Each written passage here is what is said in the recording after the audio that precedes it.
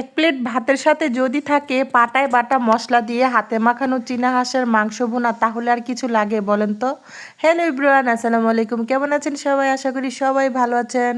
আল্লাহর রহমতে আমিও ভালো আছি। নিয়ে আসলাম নতুন একটি রেসিপি। আজকে রান্না করব চীনা হাঁসের মাংস ভুনা পাটায় বাটা মশলা দিয়ে। এই রান্নাটা কিন্তু খেতে অসাধারণ হয়। অবশ্যই এই রান্নাটা একবার হলো ট্রাই করবেন। এই যে গতকালকে বাজার থেকে তাজা একটা ফ্রেশ হাঁস এনেছিলাম। দেখুন মাংসগুলো মাশাল্লাহ কত লাল, আর চর্বিটা একদম হলুদ, মানে অনেক সুন্দর ছিল হাঁসের মাংসটা। তো আমি প্রথমে আদা রসুন বেটে নিচ্ছি। আমি পাটায় বেটে নিচ্ছি, একদম মিহি করে বাটিনি, একটু একটু আস্ত ছিল।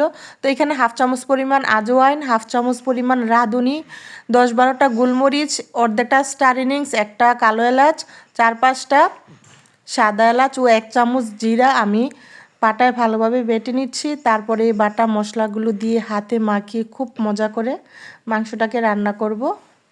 হাতটা কেটে গিয়েছিল, তাই আমি হাতে গ্লাভস পরে নিয়েছি।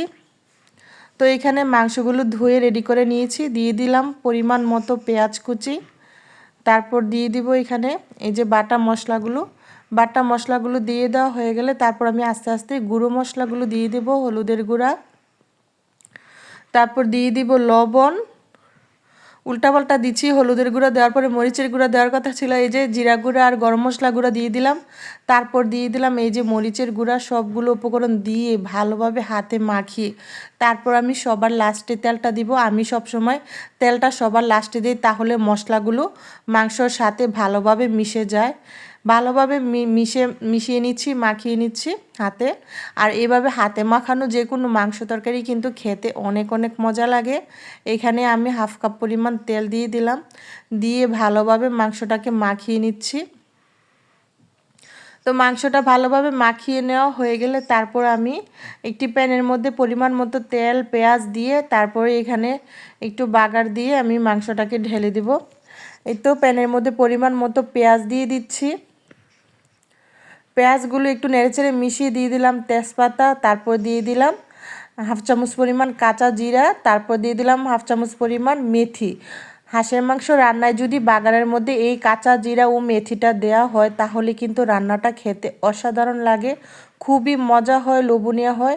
আর হাঁসের মাংস থেকে একটা ব্যাড স্মেল আসে, ওইটা চলে যায়। আর মেথির যে একটা ফ্লেভার, ওই ফ্লেভারটার কারণে অসম্ভব মজা লাগে খেতে। তো মাংসগুলোকে ঢেলে দিয়ে আমি ভালোভাবে নেড়েচেড়ে মিশিয়ে 10 মিনিটের মতো কষিয়ে নিচ্ছি। মাংসটা যত বেশি কষানো হবে খেতে কিন্তু দুর্দান্ত হবে। তো মাংসটা ভালোভাবে কষিয়ে নিয়ে তারপরে এখানে আমি 2-3টা আলু দিয়ে দিব।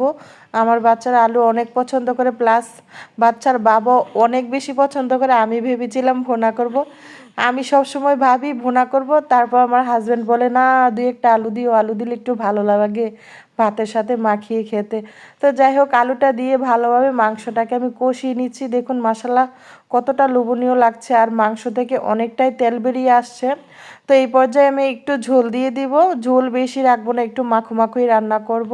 তো ওই সাইডে কলিজাটা দিয়ে দিলাম। আমার ছোটো মেয়ে কলিজা পছন্দ করে, আর কলিজাটা তো সবার আগে দিলে গলে যাবে, তাই আমি শেষ মুহূর্তে দিয়ে দিলাম। তারপরে এই যে দেখুন ঝোলটা একটু টেনে আসছে। এখানে কিছু কাঁচামরিচ আর নামানোর আগে টালা জিরার গুঁড়া দিয়ে দিলাম।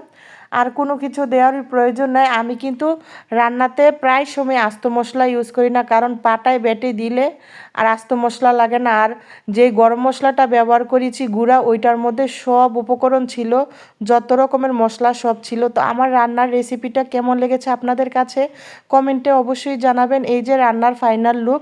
সবাই ভালো থাকবেন, সুস্থ থাকবেন। আল্লাহ হাফেজ, আসসালামু আলাইকুম।